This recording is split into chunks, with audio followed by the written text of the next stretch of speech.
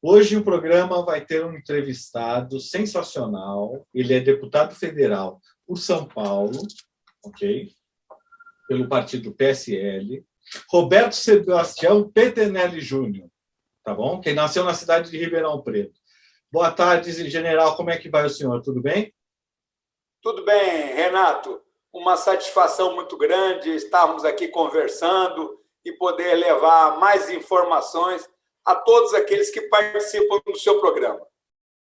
General, hoje é deputado eleito por São Paulo e nós vamos conhecer mais um pouco da vida do general. General, antes do senhor virar militar, né? Conte para nós como é que foi a sua infância em Ribeirão Preto. E se o senhor já pensava em ser militar desde pequeno, ou como é que foi o acaso do destino? A minha infância, nasci em Ribeirão Preto. O meu pai era funcionário público do estado de São Paulo e a minha mãe professora também do estado.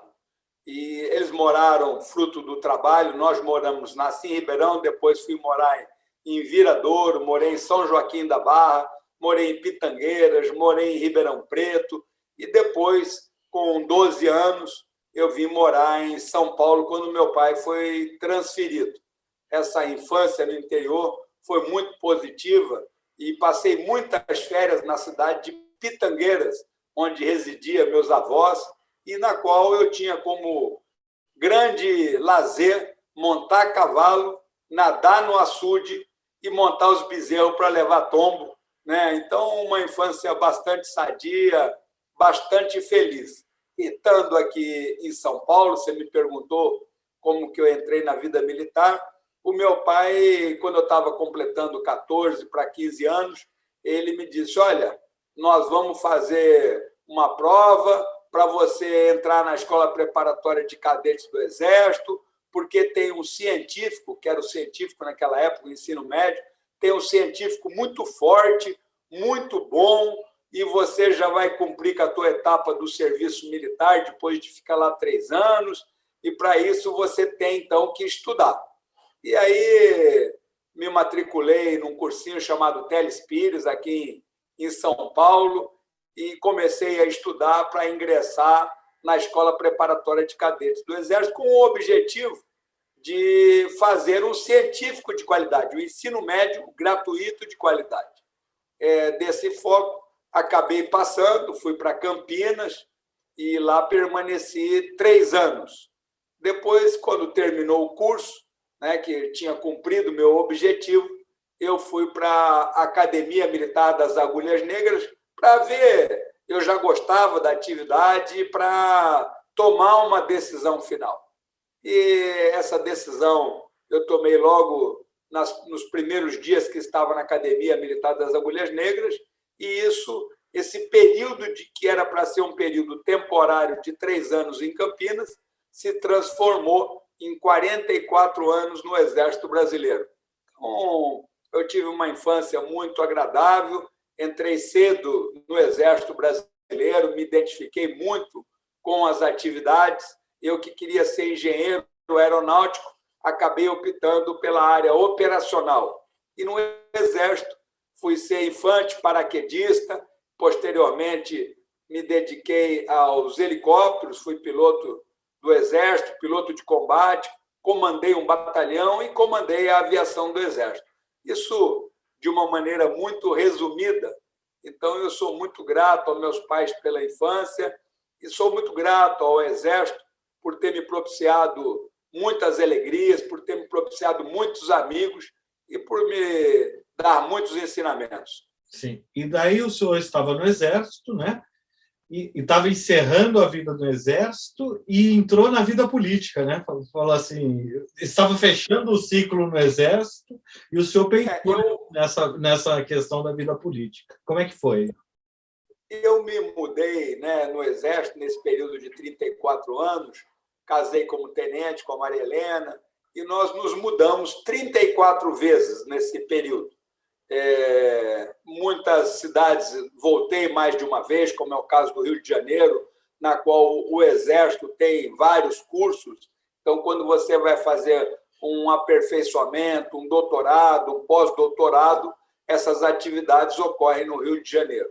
Mas, ao longo da vida, eu fui, principalmente no final da vida militar, eu verifiquei que a política era uma atividade muito importante. Eu passei a ter, depois de coronel, a plena convicção de que era através da política que você poderia praticar o bem comum. A função da política é exatamente essa. E eu estimulei, ao longo do final da minha carreira, muitos amigos que iam se aposentando, eu estimulei que eles participassem do processo político.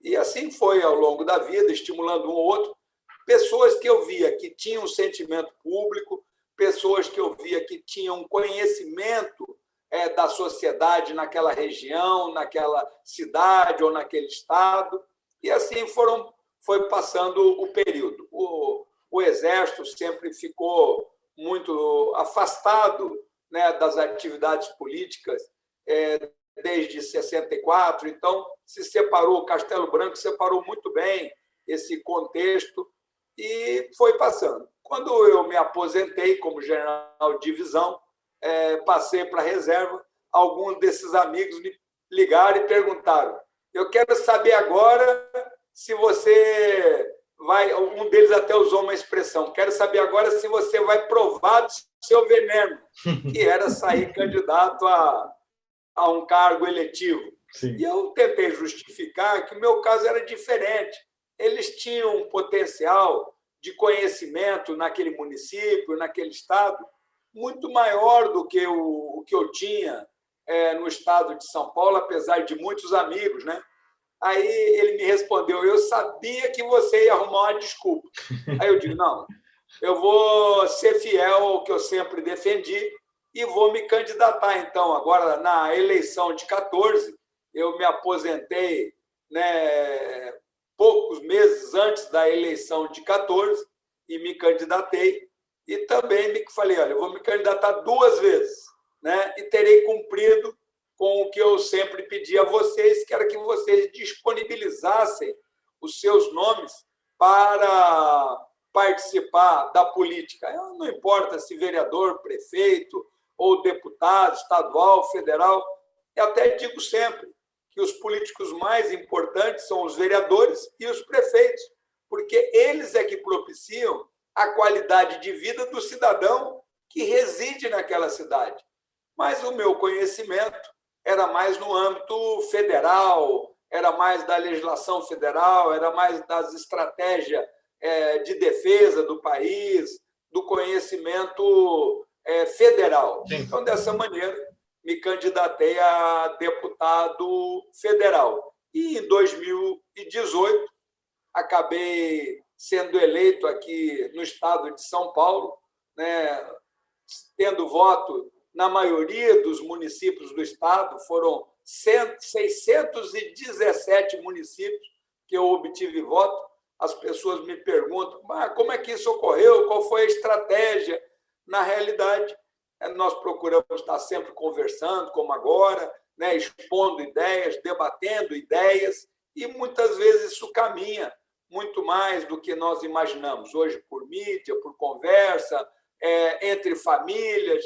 Muitas vezes eu mandava alguns e-mails para os meus amigos de turma, e aí um outro amigo que me assessorava perguntou: mas ele está morando lá no Ceará, esse está morando na Amazônia. Eu digo: olha, o Brasil, como sempre teve o estado de São Paulo, como sempre teve envolvido em grandes causas nacionais, tem um efetivo da população em torno de 22%, qualquer pessoa conhece alguém que mora em São Paulo. Ou conhece, então, ou tem parentes, né? Porque São Paulo é o maior estado do Nordeste. Exatamente. Então, acredito que foi isso, as redes sociais, as pessoas que nós temos contato, as oportunidades de palestra que eu executei sobre conjuntura nacional, sobre estratégia nacional, sobre propostas para o país. Acredito que isso facilitou e acabou me propiciando lograr êxito na segunda tentativa para deputado federal. E eu sempre que tenho oportunidade como agora, Renato, eu digo: olha, todos, as pessoas devem se predispor para a política. Não adianta reclamar do político A, do B, do C, né? Se não está contente com aquela condução, então se predisponha, porque quanto maior o número de candidatos, quanto melhor a qualidade dos candidatos, melhor é a representatividade da sociedade brasileira.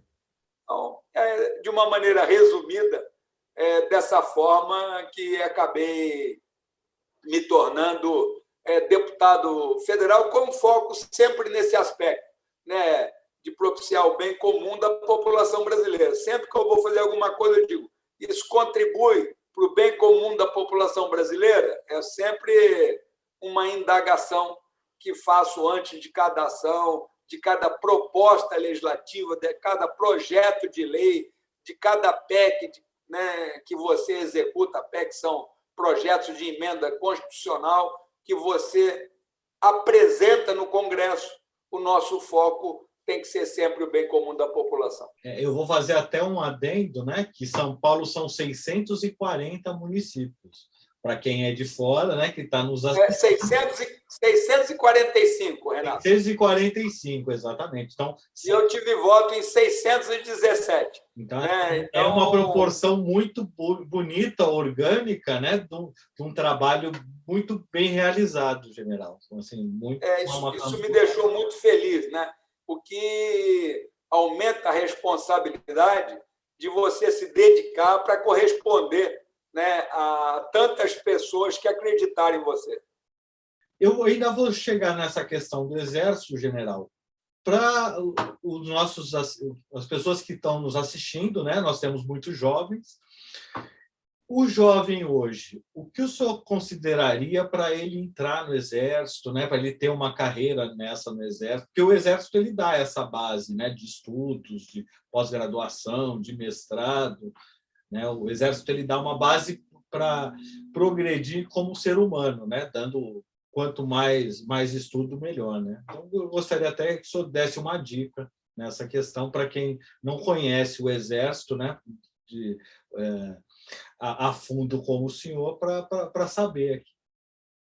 É muito importante, né, que o jovem ele tenha sempre esse pensamento construtivo, tenha sempre um pensamento alegre, que possa contribuir, né, com a cidade, com o Estado, com o país em que ele vive. As Forças Armadas, elas são uma das opções que o jovem tem para contribuir para a sociedade, para permitir um trabalho, para permitir que tenha recursos a formar uma família e trabalhar naquilo que gosta, vamos dizer assim. O Exército, a Marinha, a Aeronáutica, eles têm o que muitas carreiras têm, ou, aliás, o que todas as carreiras deveriam ter, que é um plano de cargos, salários, que inclui aperfeiçoamento, inclui cursos, inclui avaliações do profissional, inclui todo esse aspecto da eficiência dele como militar. Então, eu estimulo. Nós temos várias maneiras de entrar nas Forças Armadas, são tantas as maneiras que vale a pena a consulta na internet.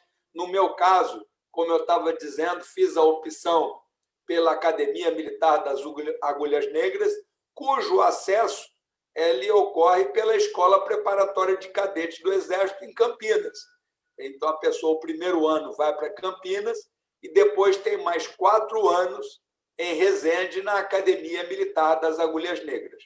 E lá ele complementa a sua formação e, a partir dali, com profissões, ele tem ramificações como a infantaria, cavalaria, artilharia, engenharia, material bélico, intendência. E, dentre essas especificações, outros cursos também tem. Por exemplo, engenharia, nós temos a engenharia civil, a engenharia mecânica, nós temos uma série de engenharia de produção. No Exército, da mesma maneira.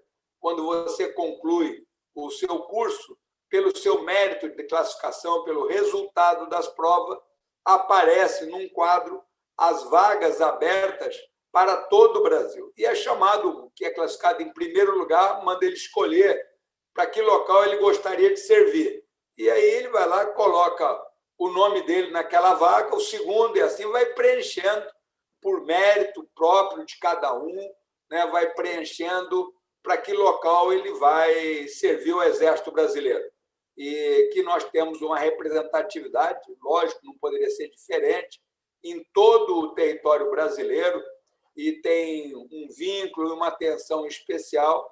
Gosto sempre de chamar atenção para os nossos pelotões de fronteira da Amazônia, que realizam um trabalho sensacional e caracteriza a presença brasileira no início, né, do limites do país. Isso é muito importante. Dentro dessas atividades, ele vai fazer especialização, tem cursos também que ele vai executar. No meu caso, eu tive a oportunidade de executar vários cursos, como de paraquedista, curso de educação física, curso de montanha, curso de salto livre, de mestre de salto, de piloto de aeronave, de piloto de combate, de escalador militar, mas de segurança de autoridades. São vários cursos que o Exército apresenta para aperfeiçoamento, mas ele tem 3 grandes cursos, que é um curso de especialização, que é a ESAO, Escola de Aperfeiçoamento de Oficiais,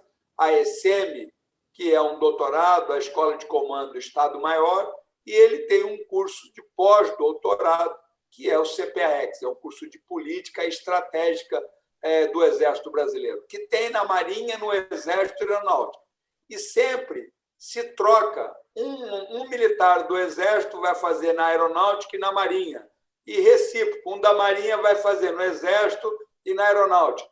Então, eu fiz o curso de Política e Estratégia Aeroespacial. E fiquei muito feliz com o curso, com a oportunidade de conviver com os militares da Força Aérea que estavam no mesmo nível hierárquico, em termos, éramos todos coronéis naquela época, e fizemos uma amizade que perdura até hoje. Ah, que bom. Não, e obrigado pela explanação, porque quem está assistindo, né, quer conhecer um pouco mais, então essa conversa é muito gratificante. Você tem acesso, né, para oficial temporário, você tem acesso para o CPOR, você tem acesso para os médicos, você tem um volume de possibilidades. Você pode também fazer concurso para o IME, para o ITA, e desses cursos, na conclusão desses cursos, optar, né, no caso do ITA, por exemplo, ele vai optar se ele, com a conclusão do curso, vai seguir a sua dinâmica de vida nas atividades civis ou vai continuar e permanecer na Força Aérea. Então, são tantas as hipóteses que eu não quero detalhar, até porque nós perderíamos muito tempo e eu poderia esquecer de alguns aspectos importantíssimos. O próprio curso, né, de sargento, tanto para o Exército, para a Marinha, para a Aeronáutica, oferecem oportunidades excepcionais.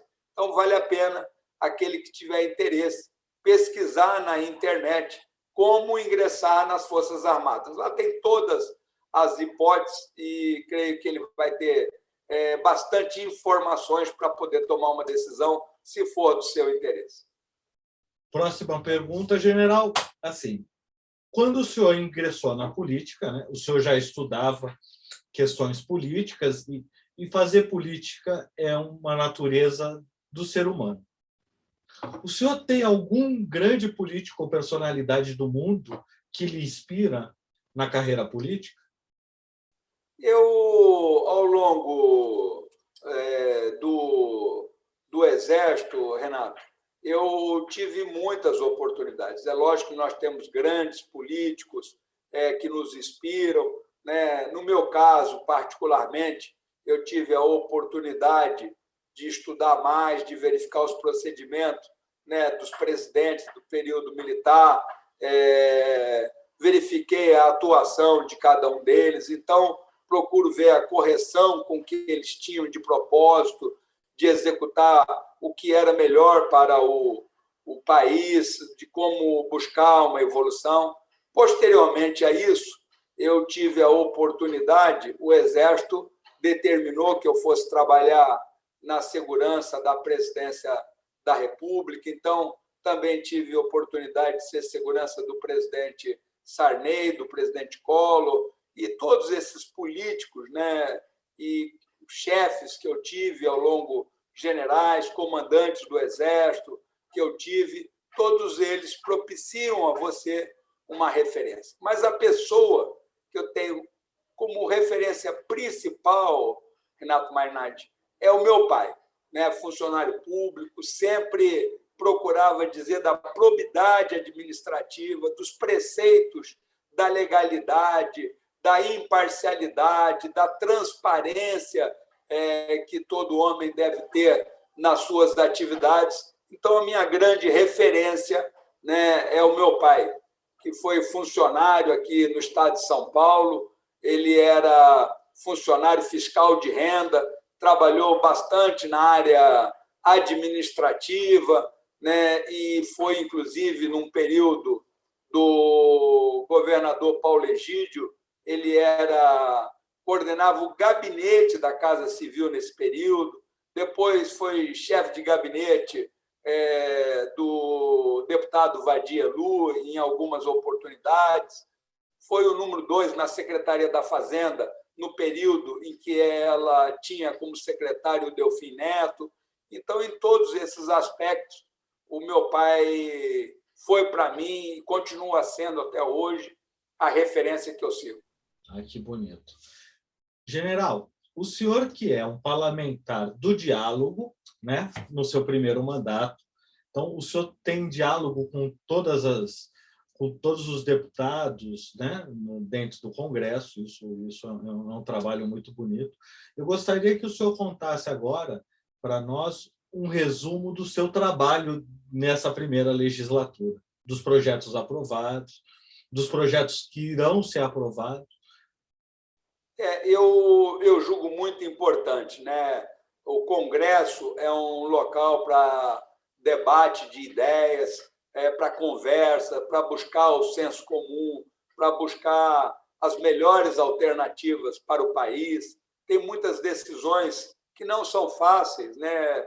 Não é simples você saber se a melhor conduta é alternativa para aquele projeto de lei, executando a alternativa A ou a alternativa B, e a conversa, ouvindo todos os partidos, né, vai propiciando a você um melhor conhecimento, uma melhor reflexão de todas essas atividades, e é isso que eu procuro executar. Algumas das propostas que eu apresentei, elas fazem parte daquilo que, quando eu executava palestras sobre conjuntura nacional e necessidades para um país, eu já divulgava. E quando cheguei lá, tive a oportunidade de entregar vários projetos. Hoje já são mais de 250 proposições que eu apresentei nesse período, e várias delas já foram aprovadas. A primeira, que eu sempre trago como uma referência, é a do número único para o cidadão brasileiro. Então, até parece que mais já se tentou, na realidade, se tentou um cadastro único. Mas quando se pedia os dados da Receita Federal para colocar naquele cadastro, a Receita diz, olha, esses dados são reservados, eu não posso. Quando se pedia os dados para a Polícia Federal ou para a Secretaria de Segurança Pública do Estado, cada um deles queria ter essa possibilidade do seu banco de dados, do acesso da melhor forma como ele julgava oportuno. E isso acabou não prosperando. Mas uma coisa que eu já trabalho há algum tempo é sobre a transformação do CPF como número único. E, dessa maneira, crianças de 8 anos para cá, de 8 anos para menos, já trazem na certidão de nascimento o número do CPF. Eu posso dizer que, nesse período, eu era o secretário executivo do governo Dilma e pude participar de reuniões e dar ênfase em como esse número na certidão de nascimento ele era importante para as políticas públicas. As pessoas perguntam assim, mas por que ele é importante? É que nós começamos a ter a ponta da linha. Nós só tínhamos o final da linha. Quando uma pessoa falece, para que essa pessoa possa ser enterrada, isso só ocorre se ela tem uma certidão de óbito. Se não tiver certidão de óbito, isso não ocorre. E por que tem tanta insistência na certidão de óbito? Pelo um fator muito simples. Quando um cartório emite uma certidão de óbito, ele é obrigado a colocar no SISOB, que é o Sistema de Obituário Nacional, o CPF do falecido.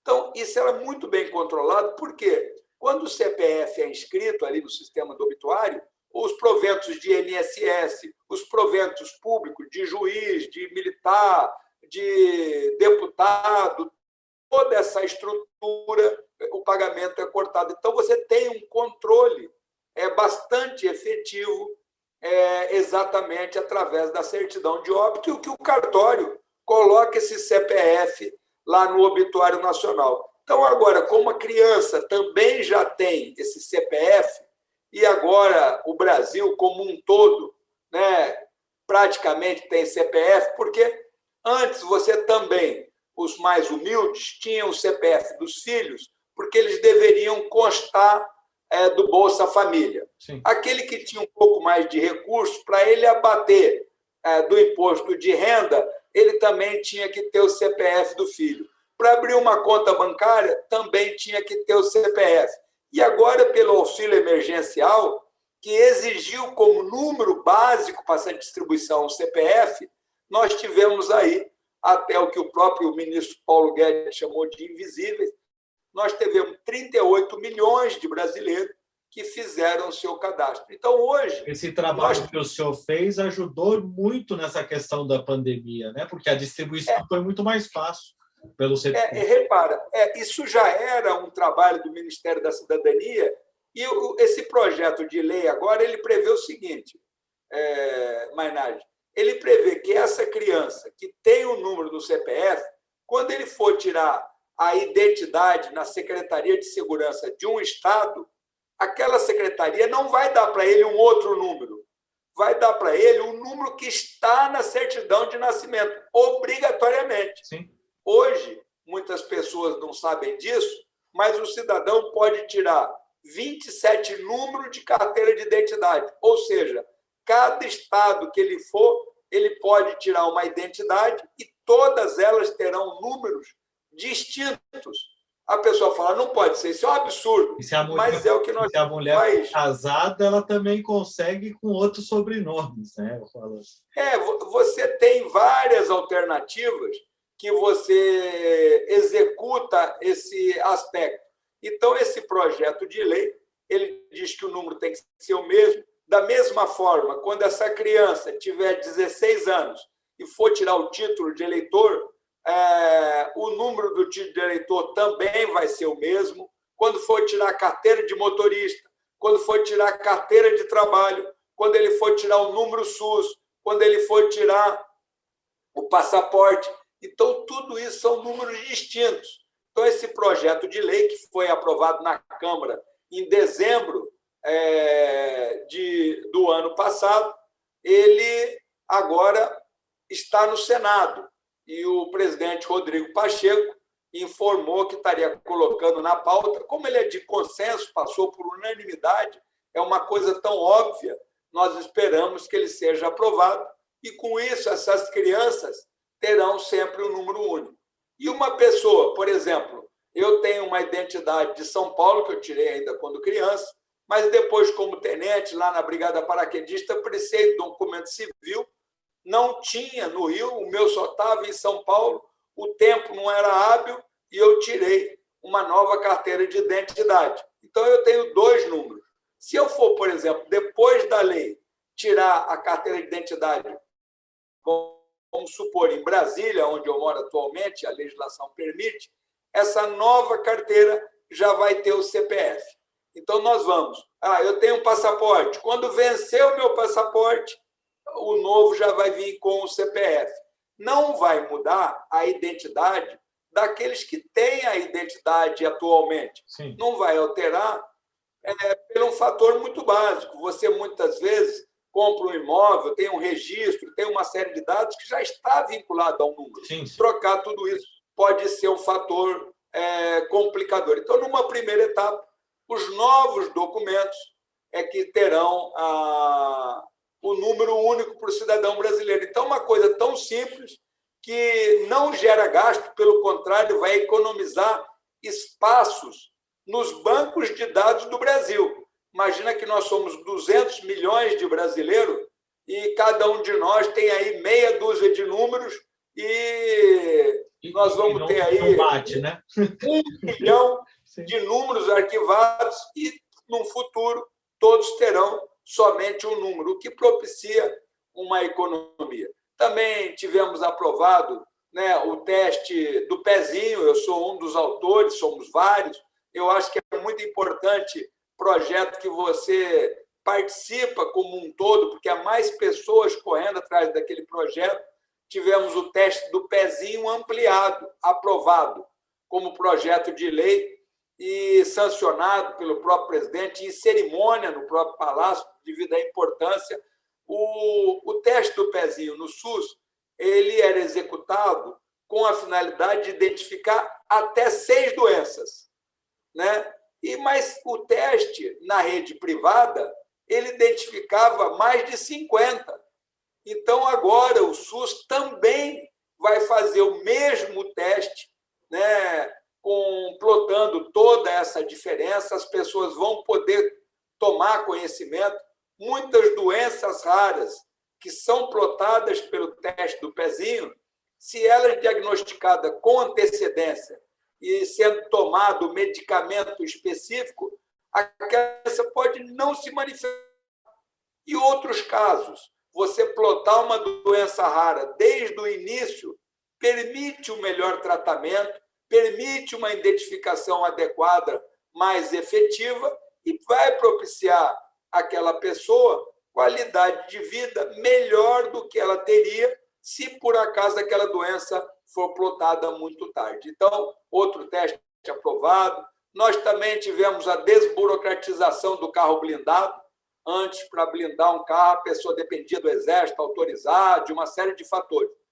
Hoje, a pessoa que quer blindar o carro, vai lá, pode blindar o carro. Então, essa proposta que faz parte do novo Código Brasileiro de Trânsito, ela também foi uma proposta que nós apresentamos, ou a caderneta de vacinação digital. Você vê que são coisas tão simples, né? Como eu perdi a minha caderneta muitas vezes, Mainardi, eu ia tomar determinada vacina, não achava, tinha que tomar um monte de vacina. E não só o senhor, né? Porque o senhor deve ter pensado, porque acho que todos os que estão assistindo aí, alguém já perdeu a caderneta, porque ela é muito fácil de perder, né? É um papel que fica na gaveta, no armário, e acaba ficando no tempo, né? Então, conte essa história para nós. Sim. Eu conto muitas vezes, até nas palestras que fazia antes da minha eleição, o caso da minha esposa. Quando nós viemos aposentado aqui para São Paulo, aqui nós moramos aqui perto da Estação Paraíso do metrô, e ela procurou um hospital para fazer trabalho voluntário, uma vez por semana. Ela fez o curso, fez o teste, fez isso, fez aquilo, né? Só podia ser um dia com a carga horária para não gerar nenhuma outra espécie de obrigação por parte da instituição de saúde, e foi tudo bem. E ela sempre guardou a caderneta dela muito bem. Eu brinco que parecia passaporte, tudo carimbadinho ali, né, lotado de etiqueta de vacina. Dessa vez que ela foi procurar, não localizou. Mas, Nádia, ela tomou 12 vacinas. Então, você repara, tudo isso é gasto público. Sim. Então, hoje, o projeto que eu tenho do deputado, que eu tenho a parceria com o deputado Luizinho, do Rio de Janeiro, ele determina a caderneta de vacinação digital. Hoje, o próprio Ministério da Saúde já traz o Conect SUS. Você tem o Conect SUS no teu celular, Renato? Não, eu não tenho. Eu ainda tenho o cartãozinho do SUS, aquele de papel ainda. Não, mas eu vou te dizer, até é muito importante isso que nós vamos falar, da pessoa baixar no seu celular o Conect SUS, né, pelo seguinte motivo. Além de ser uma caderneta de vacinação digital, que ele permite, inclusive, a comprovação, quando ele for viajar para o exterior, de que ele tomou as vacinas necessárias àquela viagem, além dessa comprovação, ele também traz o seu prontuário médico eletrônico. E isso é que eu defendia muito. E o Conect SUS está agregado ao meu Gov, que permite o reconhecimento facial. Sim. A pessoa me diz, vou me reconhecer. Não é isso.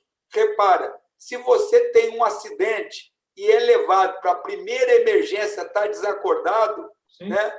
Em especial as mulheres, que muitas vezes o documento fica na bolsa, sim, e nem sempre a bolsa acompanha esse deslocamento até o determinado hospital, eles vão poder fazer com um nível de segurança maior através de um celular, identificar quem é você. Quando apontar para você, dizer, esse é o Renato Mainardi, olha, ele já tem o histórico, né?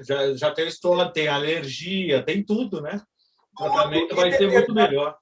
Em determinados laboratórios, grandes laboratórios aqui de São Paulo, já tem essa parceria. Então, os seus exames de sangue já aparecem lá graficamente. Então, você repara, esse Conect SUS, ele também diz se você tem plano de saúde, qual é o telefone de contato. A pessoa fala, para tratar bem o plano de saúde. Pelo contrário, se ele tem um plano de saúde, vamos mandar ele para o plano. Sim. Vamos poupar dinheiro do SUS para aqueles que não têm o plano e que precisam do atendimento. Então, o Conect SUS, ele expressa muito bem essa ideia da caderneta de vacinação online, né? E que, ao longo do tempo, vai se aperfeiçoando para trazer as vacinas infantis. Ele já é um aplicativo, então, general? Ele já é um aplicativo. Se no seu celular, enquanto nós estamos conversando... Então, eu já vou colocar aqui, para quem está assistindo, nós vamos colocar aqui, né? O endereço do aplicativo para as pessoas baixarem o aplicativo. Tá aqui, vocês que estão assistindo, baixe o aplicativo, que é muito importante. Isso é bom para a sociedade. Basta você entrar no Apple Store, no Google Play, num ou outro, que são os dois sistemas que tem, e digitar ali Conect SUS. Já vai aparecer o aplicativo. E repara que pode ser colocado mais de uma pessoa no aplicativo de um celular. É muito bom. É um aplicativo que ajuda demais, né, as pessoas, como o general falou. E o objetivo dele é o seguinte: se uma pessoa foi tratada, por exemplo, pelo SUS ou por um hospital em Itaquaquecetuba, e de repente ele mudou, foi morar em Minas Gerais, lá vai ter acesso em todos aqueles exames que ele executou. Ele não vai precisar repetir toda a sequência necessária e vai permitir que se tenha nas UBSs, né, situações importantes, como um pré-natal adequado. Quando a criança nasceu, ela já vai ter o número dela no cadastro do CPF. Então, tudo isso vai agregando... Já fica com histórico, né? Porque se a pessoa é atendida no hospital A, e se ela for para o B, que nem o senhor falou, já existe todo o histórico, já vê se tem doença pré-existente, se tem alergia, se, né? A pessoa fica... diabético, sim, exatamente isso. E repara, isso é importante, não é só para o SUS.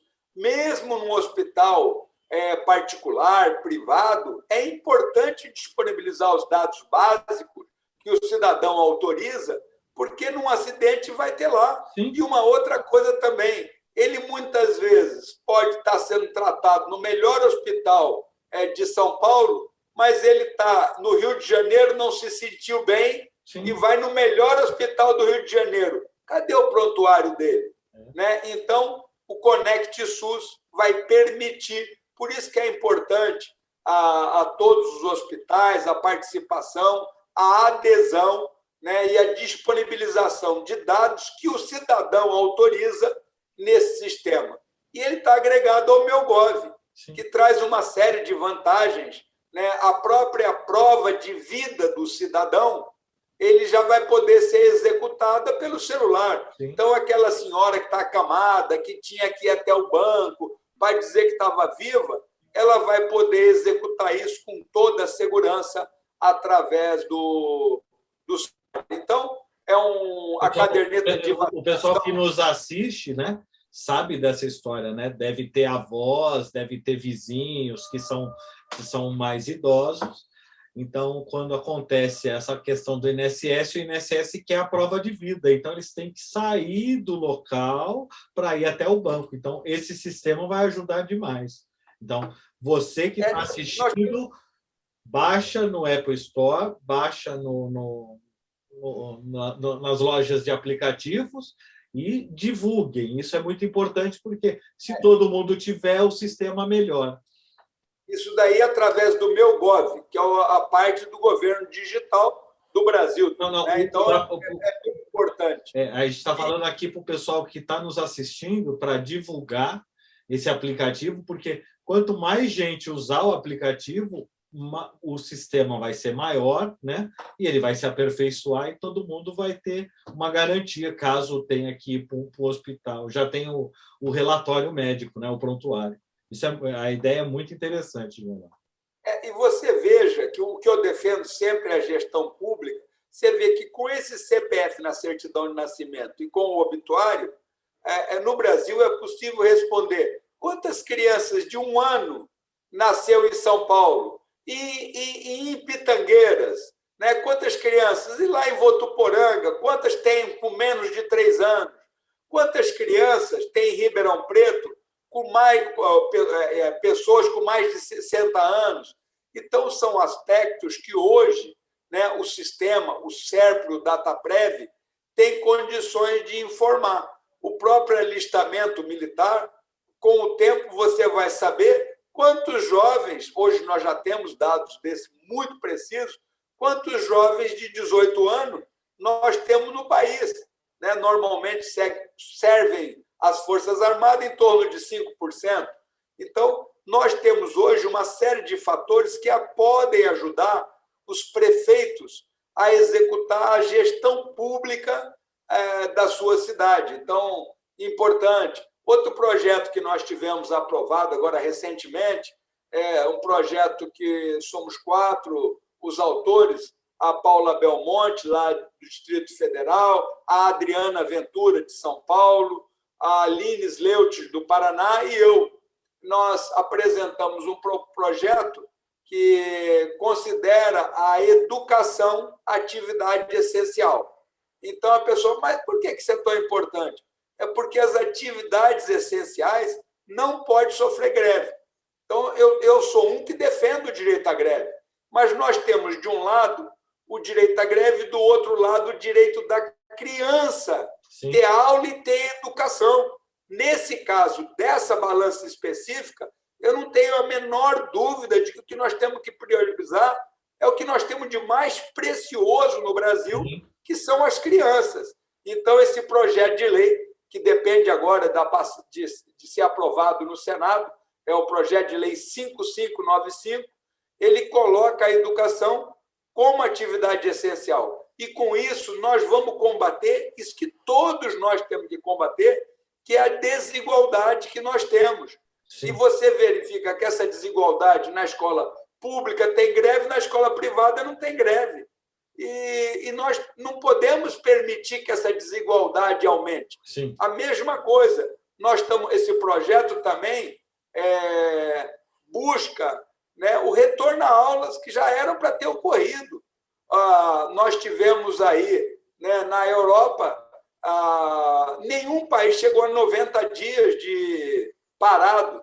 Nós já ultrapassamos mais de 400 dias na escola pública sem aula presencial. Então, se nós temos na educação o fator mais importante do nosso país, e eu digo, não é responsabilidade do governador, do prefeito, não, é responsabilidade de todos nós, todo cidadão brasileiro, todo pai, toda mãe, todo administrador tem como responsabilidade executar o máximo possível de atividade, né, para o bem da população e, em especial, né, das nossas crianças.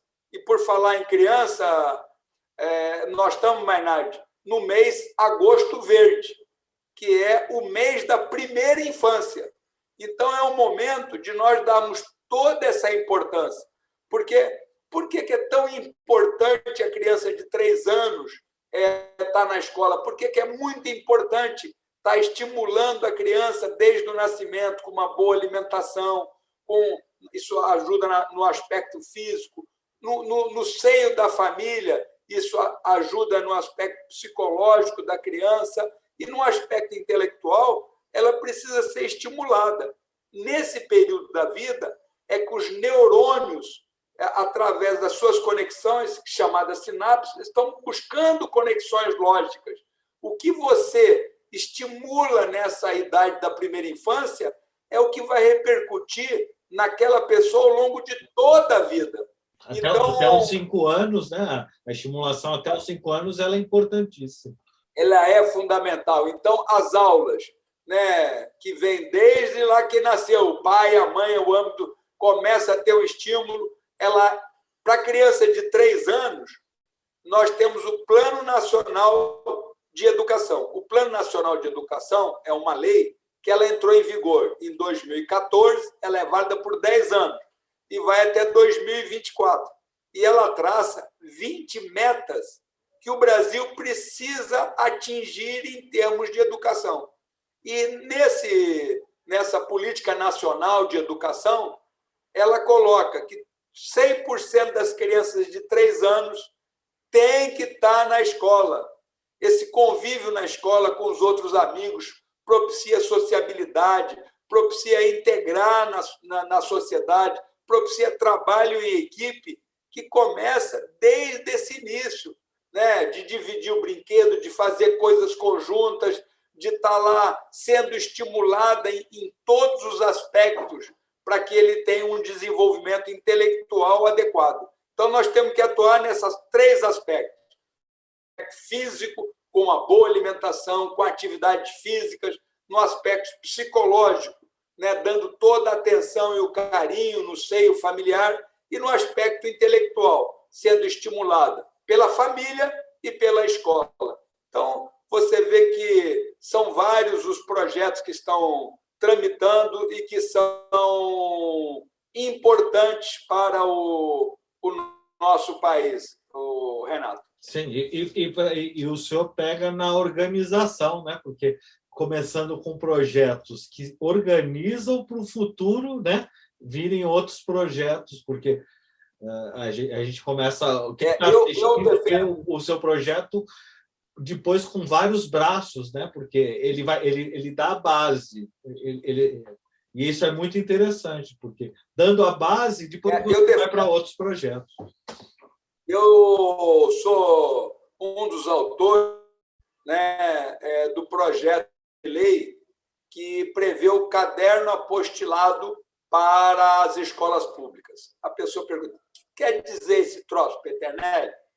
Eu acompanho uma escolinha municipal em Taubaté, a escolinha do Itaim, né, há 26 anos. E eu perguntava para os professores, e muitas vezes vejo que um dos diferenciais entre a escola pública e a escola privada é o material didático utilizado na escola. 100% das escolas privadas utilizam um material chamado caderno apostilado, aquele caderno com uma espiral, né, em que a pessoa não interessa se ele está no objetivo, no etapa, no progressão, no poliedro, no bandeirante, todos eles utilizam esse material. Esse material ele é importante porque ele possui 3 atividades essenciais. Ele tem o caderno do professor, que é o material mais importante, o caderno do aluno e uma folha-guia do que deve ser dado em cada dia. Primeiro dia, capítulo 1 até a página tal. Segundo dia, conclui capítulo 1 e conclui capítulo 2. E vai trazendo, nos 200 e poucos dias de aula no ano, todas as necessidades. E o que ocorre? Na escola pública, né, e na privada também ocorre, mas na escola pública com maior nível, o professor, por vários fatores, porque o filho ficou doente, porque ele ficou doente, por causa disso, por causa daquilo, ele pode faltar a aula. E aí entra um substituto na sala de aula. O substituto que entra começa a pegar na escola pública, começa a perguntar para os alunos: me dá o teu caderno aqui, me vê o seu, o que a professora está dando? Ela já falou de crase. Quando uma professora faz isso, Renato, ela não preparou a aula. né? Ela está tentando se situar. Repara que... Perdeu tempo, né? Perde tempo, perde metodologia. Não é só o tempo, não tem uma continuidade pedagógica. Sim. Se ela tem esse material didático na escola pública, ela vai na folha guia, hoje é o 30º dia de aula. É para dar o capítulo 24 até a página 242. Ela chega lá, igual o padre reza a missa, ela abre o livro do professor, o livro do professor ele tem o livro do aluno num quadradinho menor, resolvido. E nas laterais aqui, ele ensina como o professor deve dar aquela aula. Se vai reunir 4x4, se não vai reunir, se vai chamar o aluno, se vai... Então, ele traz uma orientação. Então, em vez do próprio professor preparar seu plano de aula, ele tem um plano de aula preparado pelos melhores pedagogos daquela estrutura. Ele já tem a formatação, né? A formatação, no final do ano, o aluno vai ver toda a matéria, porque não vai... Exatamente. Exatamente. E outra coisa, quando o aluno falta hoje, na escola pública, ele começa no celular. Tira uma foto do que você copiou hoje da professora e manda para mim. Manda isso para os 3 alunos para receber e tentar fazer um resumo. Se ele tem esse mesmo material, a folha guia tem que ser do conhecimento do aluno. Sim. Ele vai lá da mesma forma, 30º dia de aula, capítulo 24. Ele pega o livro dele e vai estudar. É ali, tem os exercícios, tem tudo. Esse material didático também, Renato, eu poderia falar horas sobre o caderno apostilado, eu vou ser breve. Não, mas aí a gente vai deixar para o próximo programa também, general. Porque eu acho que essa matéria é muito interessante. É muito interessante. Ele traz também o que você vai fazer de lição de casa. Muitas vezes o professor quer passar uma lista, aí ele chega na escola, não tem impressora, não tem papel, não tem tinta, não tem um funcionário para imprimir, e nesse material tem tudo. Esse material também, se uma pessoa, por exemplo, mora em Queluz, aqui bem pertinho, no final do estado de São Paulo, e ele está tendo uma metodologia, uma orientação da Secretaria do Estado. Aí ele vai para a primeira cidade do estado ali, do Rio de Janeiro, e o que vai ocorrer? Muda tudo. Não pode mudar. Você saiu lá de Itaquaquecetuba e veio morar em Guararema, o aluno tem que ter uma sequência pedagógica. Então, o caderno apostilado favorece. Você faz uma unificação Brasil, né? Porque daí o Enem... Você propõe um sistema nacional de ensino. E não é obrigatório, mas ali o professor, o município pode... Mas você tem a coluna mestra. Outra coisa que eu peço que eu defendo no projeto de lei, não é que o MEC imprima ou que compre da rede privada, não é nada disso. Eu proponho que se faça, pegue lá o caderno de toda a rede privada e mais os livros que o MEC usa, coloca tudo no liquidificador e sai o livro MEC. Né? Esse livro eu proponho que ele seja colocado na internet do MEC. E o município só imprime. E eu ainda advogo que na capa do livro, Renato, tenha um espaço assim, 12 por 12, para propaganda. Sim. O cara fala, que porcaria de propaganda é essa na capa de livro, de escola? Eu digo, eu vou explicar. Você tem uma cidadezinha, o prefeito vai lá no supermercado e pergunta assim, olha, você não quer imprimir o livro do primeiro ano? Você coloca a tua propaganda na capa. Sim. Todo mundo quer ajudar a educação. Nós vamos vincular a imagem da empresa no que nós temos de mais importante, que é a educação. E o empresário vai querer ajudar porque ele vai ficar feliz de ajudar e ele vai se sentir homenageado, né? Eu falo assim... Homenageado. E você vê, nós não podemos chegar a um ponto de não gastar 1 centavo para a compra do livro didático. Hoje, o livro didático, ele só no MEC, ele custa 2 bilhões, fora o que os estados e os municípios fazem. Aqui no estado de São Paulo, por exemplo, mais de 200 municípios fazem licitação para comprar da rede privada.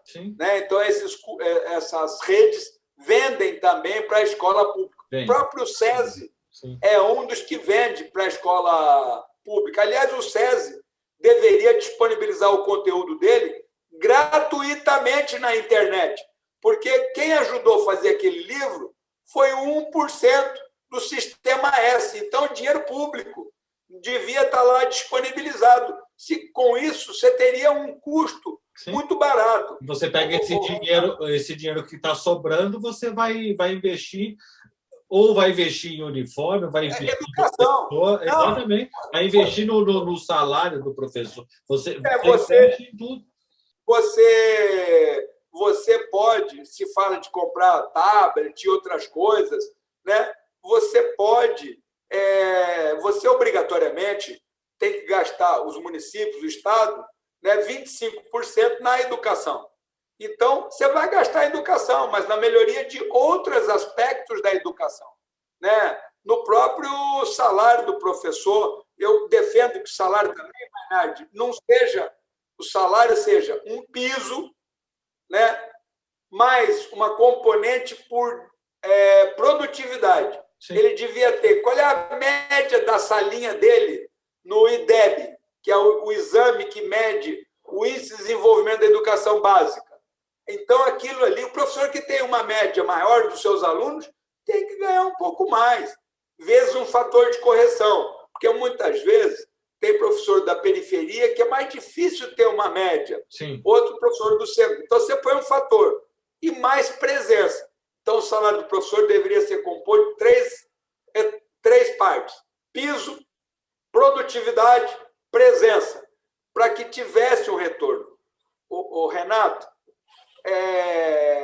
eu não sei se você sabe que o livro fornecido hoje pela estrutura do MEC, ele serve a 3 alunos. Parece muito lógico. Olha, eu vou dar um livro, na contracapa tem primeiro aluno, segundo aluno, terceiro aluno. No final do ano, esse aluno devolve o livro para que o outro aluno possa ser usado.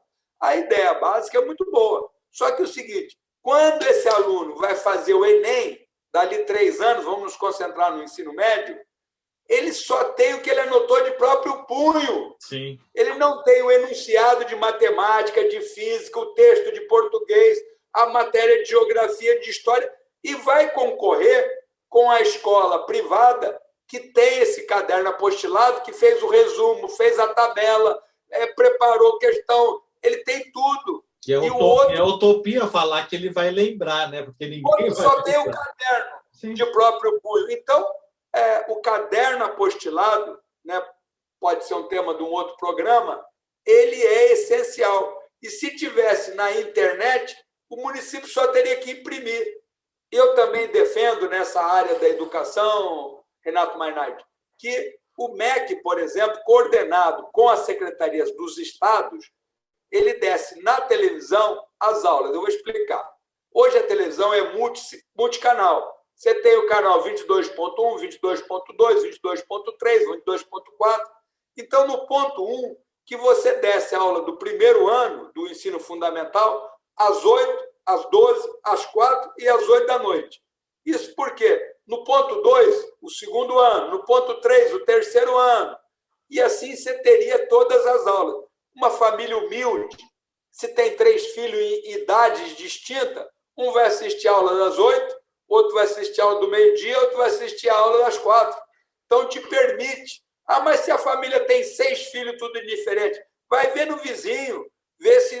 Sempre tem um jeito para quem quer estudar. Sim. Se você tivesse um caderno do sistema de ensino, essa televisão poderia... Aquele aluno que não pôde ir na aula e que está pedindo para ser fotografar, ele vai ligar a televisão dele lá no Amapá, lá na ilha de Marajó, ou mesmo aqui em São Paulo, numa área rural que ele não foi, o ônibus não passou hoje, ele vai ligar a TV e vai ver a mesma aula que está no seu caderno. Porque vai estar unificado, né? Está unificado e tem a metodologia de... A metodologia, mesmo que algum estado saia um pouquinho aqui e ali, o material deveria ser o mesmo. Então, hoje nós ficamos numa dependência da internet, do celular, que tem que ter, né? Mas nós podemos também agregar a TV. Sim. E se o material é padrão, a TV é válido para todo o país. E o MEC, ele não precisa planejar a aula, ele pode dizer, Estado de São Paulo, Nesse ano, você vai cuidar da aula do primeiro ano. Sim. O estado de Minas Gerais, você vai cuidar do segundo ano. E você O reúne, Ceará, reúne os pedagogos, né, para eles fazerem toda essa metodologia. claro, você vai estar com um caderno que a cada ano ele recebe. Olha como vai diminuir o número de pessoas. Cada ano esse grupo recebe as sugestões e vai aperfeiçoando esse caderno. Sim. Então, eu brinco. E aí você veja, uma Secretaria de Educação do município não vai precisar ter tanta gente. A Secretaria, muitas vezes, um diretor, uma vez por semana, ou a cada 15 dias, reúne os professores para dar orientação pedagógica de como vai ser a próxima semana. Isso é perda de tempo. Enquanto esses professores estão reunidos, os alunos estão lá fazendo outra atividade. Então, não pode perder esse tempo. Nós temos que ter um padrão em que a criança já vem ali. E a cada ano, nós vamos recuperando. Exatamente. Você vê que, por exemplo, alguns locais, como na Inglaterra, esse material didático você compra na banca. Olha, quero a apostila de número 6 do terceiro ano. Te dá lá. Quero a apostila. Mas você vê, nem precisa estar na banca, está na internet. E se o aluno perdeu, né, o seu livro, ele vai encontrar na internet, né? Ele vai lá e o caderno já deveria vir com o seu CPF marcado, porque aí você padroniza. Então, você vê que as propostas... Porque padroniza e sabe quantos alunos estão estudando, se não está, né? A integração, olha, a integração, em termos de gestão pública, pelo número do CPF que nós estamos falando, ela é total. Além de você saber quantas crianças tem em cada município, pelo Conect SUS, você sabe se elas foram vacinadas ou não. Sim, eu ia fazer essa pergunta agora, porque pelo CPF... Pelo MEC, você vai saber se essa criança está na escola ou não. Sim. Né? Você vai ver toda a evolução pedagógica. Você vai fazer busca ativa em famílias de baixa renda, se uma criança não apareceu, ou mesmo numa família que tenha renda, por que essa criança não está na escola? Sim. Né? Onde que ela está? Não, está no homeschool, está assim, está autorizado, está bem, então não precisa se preocupar. Não, mas agora, olha, então você permite políticas públicas. Então, o que nós precisamos é interagir. O avanço da tecnologia, pensando mais à frente, né? Se tiver padronizado, você tem o histórico do aluno também dentro da internet. Todas as provas e tudo. Sim. Você tem tudo a respeito dele, né? Qual o resultado dele, qual é a evolução dele. E repara, a escola integral que todos nós estamos defendendo, esse material didático deve visar a escola de tempo integral, no contraturno, é para uma série de outras atividades físicas, atividades de teatro, A pessoa fala, mas teatro? É porque é uma forma do jovem quebrar a inibição, Sim. É para ele aprender a falar em público, é para ele se relacionar ali, porque se eu já fiz aquilo, agora vai ficar mais fácil fazer outras coisas. Ele vai ter coordenação motora, ele vai ter como está se expressando. Então, isso é o fator transformador de um país. Chama-se educação. Então, e gestão, né? Dentro desse foco que nós temos que estar executando. E a criança na escola, como hoje você tem as merendas, tem recurso, ela vai ter a alimentação, mesmo as pessoas de baixa renda vão ter lá, né? Chegou de manhã, vai ter o café, vai ter a hora do almoço, e antes de ir embora à tarde ainda tem um lanche. Quer dizer, a estrutura básica, balanceada por uma nutricionista, vai ser muito fator. E esse jovem, com esse conhecimento técnico, com essa atividade, ele só tende a evoluir e tem projetos também, Maynard. Você vê que se eu for falar e ele vai devolver para o Estado, né? Porque quanto mais educação, menos doença, mais organização, mais limpeza, aumenta o fator de segurança, aumenta o fator de saúde, aumenta o contexto social. Quer dizer, o IDH muda o perfil, né? Então, eu vejo que nós temos aí bastante coisas interessantes. Tem projetos que eu acho fundamentais e que, porventura, você tem dificuldade.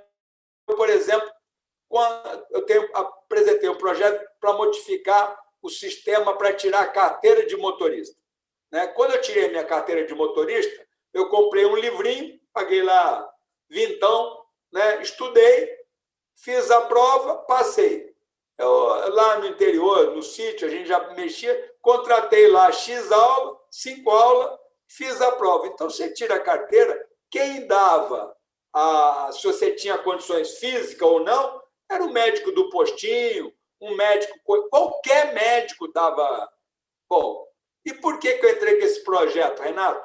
Hoje, né, uma pessoa para tirar a carteira, praticamente em todo o Brasil, carro e moto, vai pagar R$ 3.000. Como é que o motoboy, a maioria dos brasileiros, que não ganha nenhum salário, vai pagar 3 para tirar? Deixou de ser um sonho do jovem de 18 anos ter uma carteira de motorista, ficou quase que proibitivo. O custo, então, o valor é um absurdo. Né? Mas por que ficou caro? Porque o médico é só o médico cadastrado pelo Detran, não precisaria. É o psicólogo só cadastrado pelo Detran, não precisaria. Qualquer psicólogo poderia dar um laudo. Você sabe que alguns locais, como os Estados Unidos, vários estados não têm exame médico.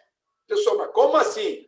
É porque é o seguinte, você faz o exame médico no Brasil aqui, um mês depois, você quebra as 2 pernas. Fisicamente, você está apto a dirigir, Sim. com 2 gessos no pé. Né? Então, eles entendem que a condição física é muito mais da consciência da pessoa, né, do que do contrário. De vez em quando você vê motoboy aqui, o cara está com o braço quebrado, levantado, apoiado ali por um suporte e ainda tentando dirigir a tranqueira. Não está em condições de dirigir. Então, o exame médico é de consciência. Muitos locais nem pedem. Mas, de qualquer forma, aí botamos exame médico, psicológico, toxicológico. Nós colocamos a aula presencial. Hoje, em tempos de pandemia, em tempos de internet, em tempos de EAD, para você tirar a carteira de motorista, tem que ter aula presencial. 20 aulas. Cada aula, vintão, já vai lá para 400. Você vai até o local para fazer uma aula no computador. Ora, essa aula era para ser de graça pelo Estado brasileiro. Sim. Aí depois, se o motoboy hoje ele quer tirar a carteira de motorista, ele já trabalha de motoboy. Ele é obrigado a fazer tudo isso, ainda é obrigado a fazer 20 aulas práticas. Ainda ele é obrigado, para fazer a prova, a alugar a moto da autoescola. Você fala, mas a moto da autoescola é igual à moto dele. Sim. Por que ele não pode fazer a moto dele? É para pagar mais R$100 e tantos para fazer a moto. Dependendo da dele, está melhor do que a da autoescola, né? A dele está mais alinhado. Exatamente. Então, eu fiz um projeto de lei para que qualquer médico possa fazer uma avaliação. Quem não tem dinheiro faz no SUS. Eu fiz lá que o exame teórico ele deve ser executado pelo computador. Os institutos federais, o Sistema S, ou o próprio Conatran pode colocar as aulas de graça na internet, né? E a pessoa vai contratar quantas aulas ela quiser na autoescola. Não ser obrigatório 20 aulas. Né? Então, com isso daí, hoje a carteira que está R$3.000, ela poderia estar custando R$300, R$400, para que essa pessoa mais humilde possa executar. Existe a carteira social. Aí você fala, essa não paga? Não. É que aí o município, né, ou o Estado paga para aquele cidadão. Ora, é difícil ter recurso até para políticas públicas. Como é que você vai selecionar algumas pessoas para pagar R$3.000? É complexo. Então, o que deveria ter é uma carteira... Faz o barateamento da carteira. Quanto custa? Nós temos a carteira de motorista mais cara do mundo. Quanto custa uma carteira nos Estados Unidos, na Argentina e em outros locais? É um custo baixo. E eu digo para a autoescola, ela fala, vou perder cliente. Eu digo, não vai. Porque se a aula custa hoje R$3.000, aparece uma pessoa para fazer 20 aulas. Mas se custasse 500, ia aparecer 5. Vai ganhar na proporção. Você vai ganhar na proporcionalidade. Hoje, as pessoas aqui, muita gente, né, não tem. Você procura um motorista de caminhão habilitado, muitas vezes tem dificuldade. Por quê? Porque a carteira de motorista de caminhão é cara. O exame toxicológico toda hora, é caro. Então, e muitas vezes não é firma grande que contrata o cara. Ele tem o caminhãozinho dele lá. Sim. Então, nós estamos... E você não está gerando riqueza, porque ele não tem na carteira, ele não trabalha, e não trabalhando, ele não gera riqueza. A carteira de trabalho, a carteira de motorista é uma ferramenta de trabalho, Renato Mainardi. Então, e temos outros tantos projetos, mas hoje já falamos bastante de projetos. Os próximos projetos a gente vai fazer mais entrevistas, porque eu acho que vai ser muito interessante. O pessoal que está aqui em casa, que está assistindo pelo YouTube, está gostando dessa conversa.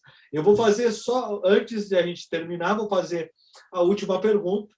Eu só queria falar que o programa está sendo gravado, né? Depois ele vai ser editado, mas hoje é o aniversário do general, então eu quero desejar muita saúde nesse novo ano que o senhor inicia, muita alegria, muitos projetos em Brasília, porque quem está assistindo está vendo o trabalho do general. O general trabalha na base, na organização de um projeto do outro, que vai gerando muita coisa que o pessoal vê, que é um feijãozinho e depois vai dar uma feijoada, né? Você começa a organizar até chegar à base da educação. Espero muito que o projeto do senhor na educação é um projeto muito válido, né? Que chegue muito rápido e que a gente tenha no Brasil todo essa organização de um sistema único, né? Porque isso vai só favorecer as pessoas. Então, eu gostaria de falar para o senhor... Eu quero agradecer a lembrança do meu aniversário. Eu estou muito feliz hoje, porque o maior presente é ser lembrado pelos amigos, né? E o telefone aqui está sempre sendo acionado. Deixei nesse momento com a minha esposa, que está lá respondendo vários amigos. Vou retornar, receber mensagem. Ser lembrado pelos amigos é o melhor presente. E nesses aspectos que você falou do deputado, né, eu estou lá entre os deputados mais transparentes da Câmara. Meu gabinete é o 570, no anexo 3, está à disposição de todo cidadão brasileiro que queira apresentar projetos. Também estou entre os que nunca faltam lá na Câmara dos Deputados, que participam das atividades, e isso tudo nos deixa bastante feliz, né, de estar cumprindo uma atividade que eu gosto e que acredito que contribui para esse bem comum que nós temos que estar sempre visualizando. Antes de encerrarmos, eu vou deixar aqui o Insta do general, tá bom, general?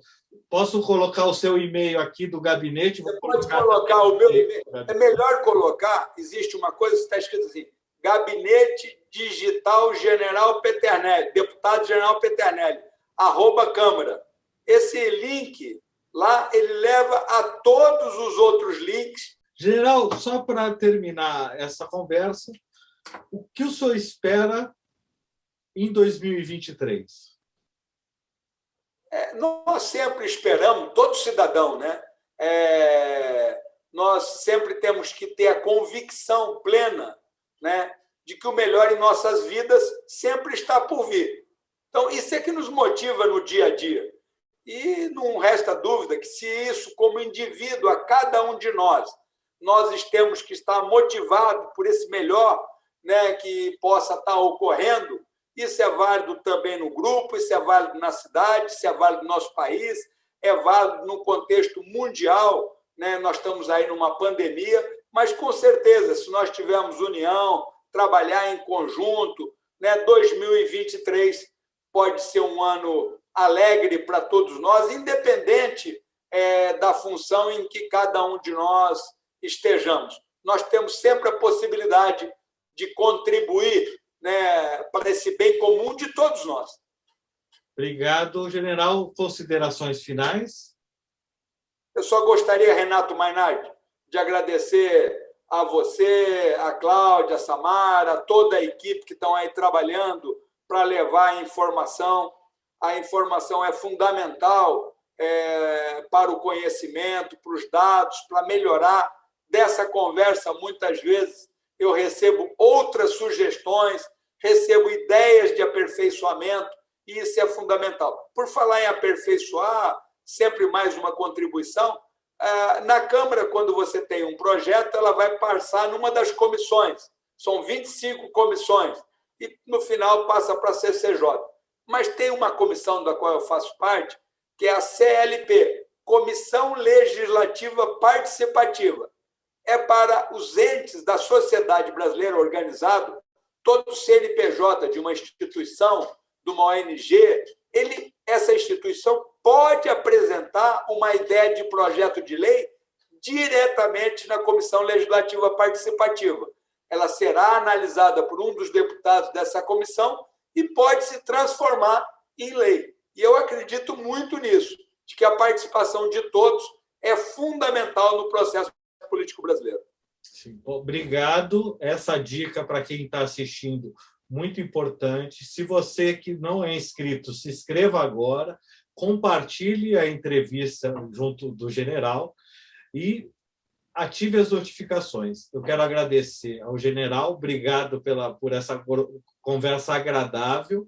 Espero que a gente tenha próximos projetos e próximas reuniões, que foi muito gratificante e muito... Vamos falar da tributária da próxima vez, que é muito importante, e nós apresentamos uma proposta interessante, Renato. Então, para você que está assistindo, nós vamos fazer a tributária, então você já mande aqui no nosso e-mail perguntas para o general Petrenelli sobre questões tributárias, que a gente já vai, né, fomentando esse próximo programa, general.